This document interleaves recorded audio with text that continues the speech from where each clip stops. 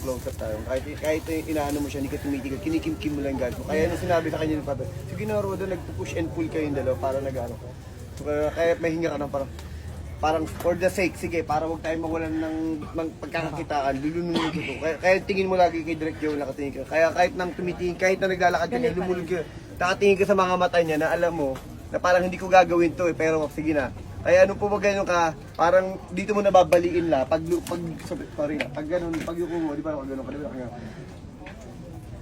Yung sa yuko mo ganun, parang doon ka bumali, parang dito yung awa, para pag naan ng mga to, ay, di ba parang ganun. Tapos biglang pitik yun, pag ganun mo ng bato, pag di mo ganun, ito yung, pag ganun, parang ito yung unit na ano. Tapos okay yung ginawa mo ha, pagkapukpok mo, di ba ito, tapos direct babalambutang naman to batuhin mo siya.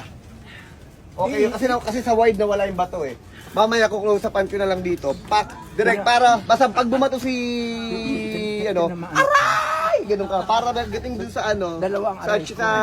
sa may bukol ka na mumulay dito mo. Hayop ka talaga, tinding. Nasaan to na dito?